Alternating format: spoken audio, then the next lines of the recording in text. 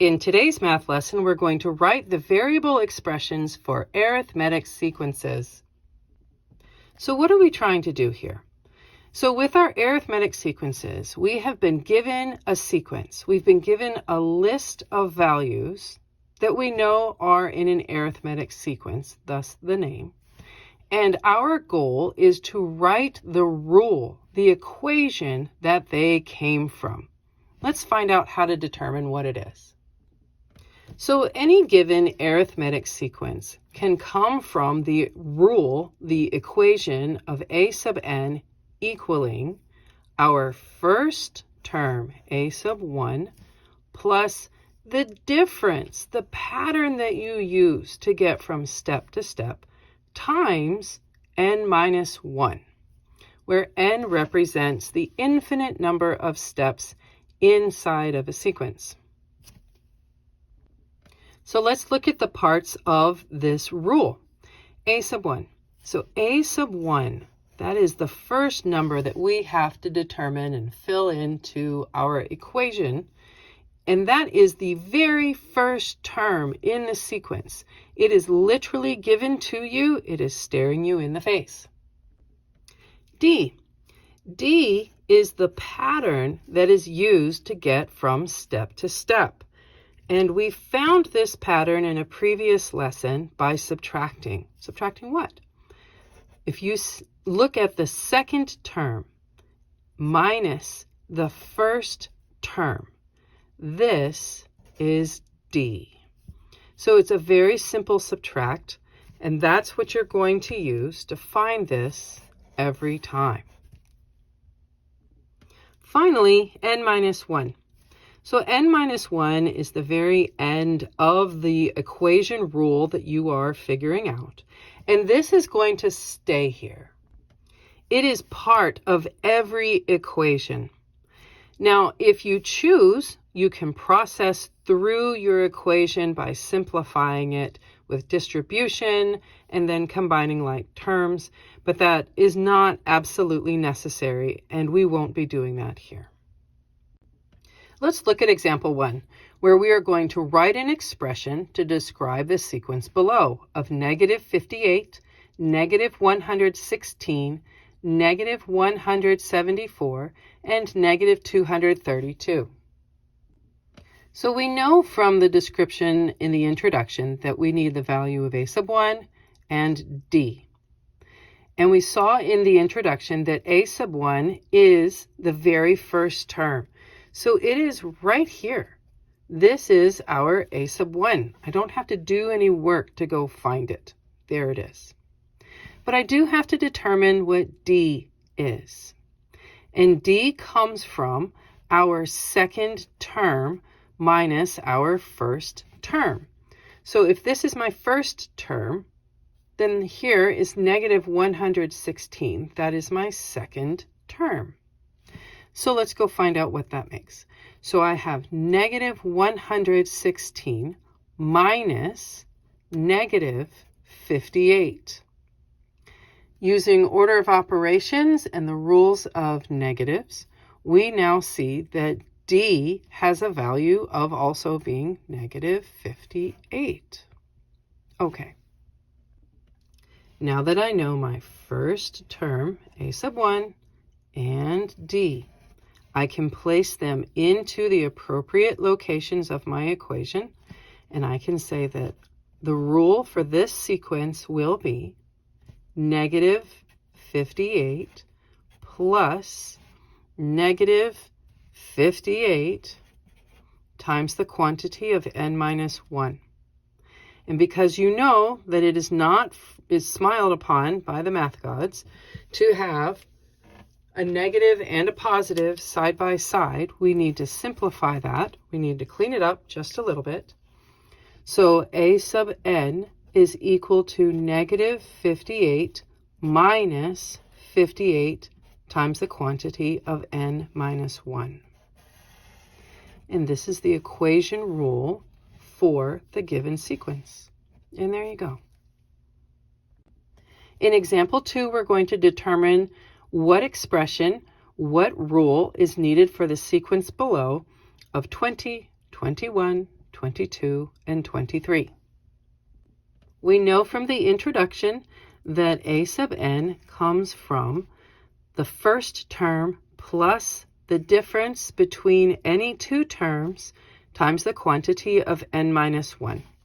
Well, our first term is right here. It is 20.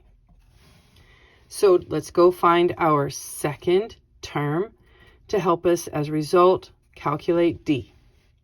So our second term right here is 21.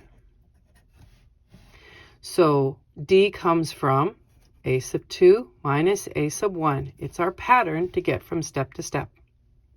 21 minus 20 is just 1. So there's d. Now that we know a sub 1 and we know d, we can go write our rule. So a sub n is our first term of 20 plus the value of the pattern, the step to get from one step to the next, which was d, times the quantity of n minus 1. And it is not necessary to have a 1 in front of a set of parentheses. So we can also write this as a sub n equals 20 plus the quantity of n minus 1. If you wanted to clean this up and simplify, you would say, well, that's just 20 plus n minus 1. And then combining like terms of 20 and minus 1, that would result with 19 plus n. So here are a couple of different ways that we could write out the expression of this sequence. And there you go. In example 3, we're going to write the expression for the given sequence of 5, 10, 15, and 20. Knowing that our sequence rule comes from the first term plus the difference between the terms, any two terms, times the quantity of n minus 1, let's begin this process. So our first term, a sub 1, is 5. And now that we have that, let's go find d. d is the value, the pattern to get from one step to the next. So a sub 2 minus a sub 1, which in this particular sequence is 10 minus 5, which is just 5. Okay. So now that I have a sub 1 and I have d, we can write our expression, we can write our rule. A sub 1 is 5. d also happens to be 5 times the quantity of n minus 1.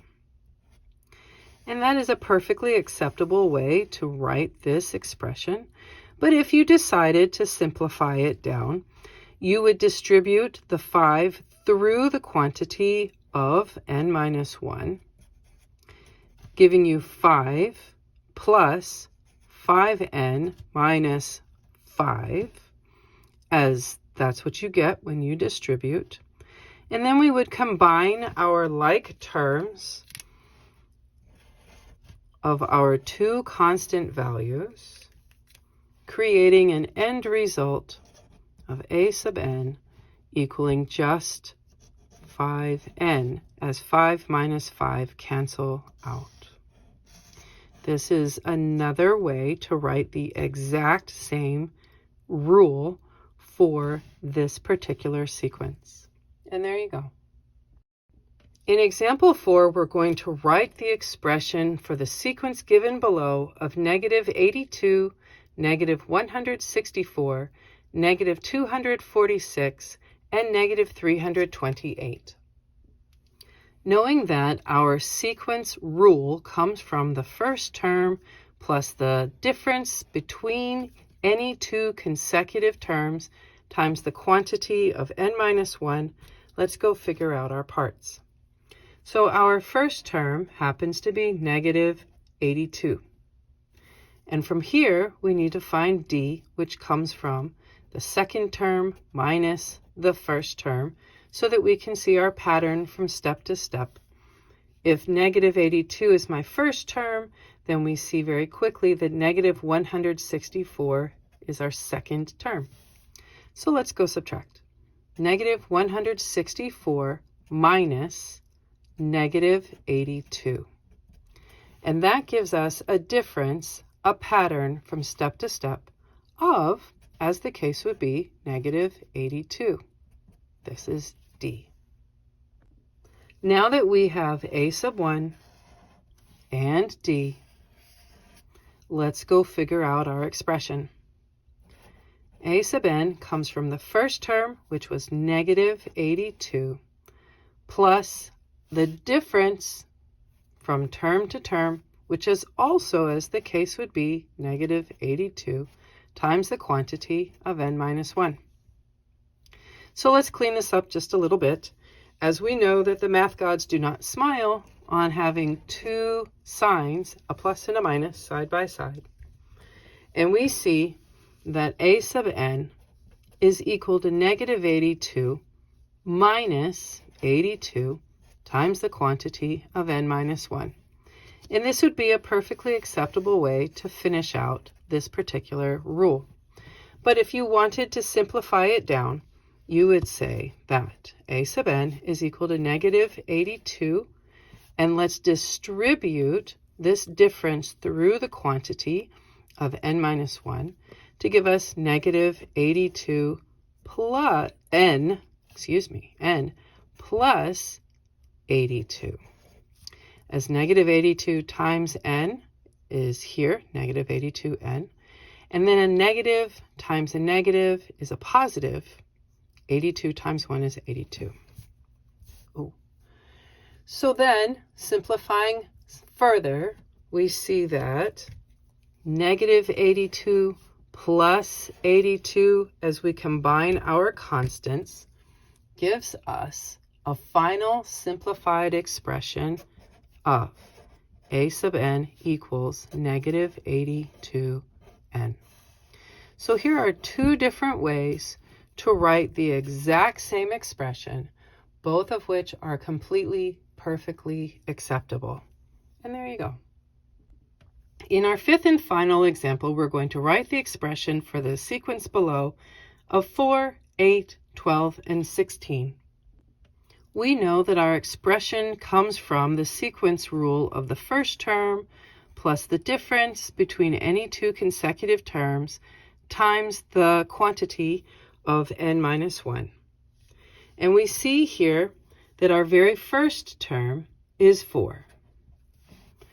And then we find our difference, which comes from two consecutive terms, two side-by-side terms. And we say, all right, so if 4 is our first term, then 8 is our second term, and 8 minus 4 happens to be 4. So this is D.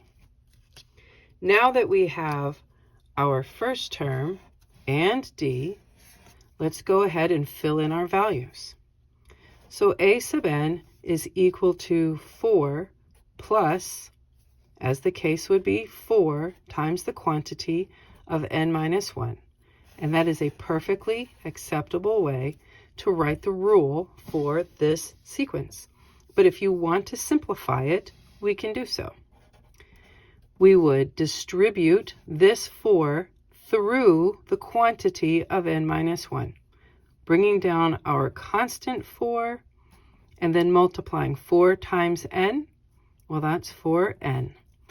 And a positive 4 times a negative 1, that's a negative 4.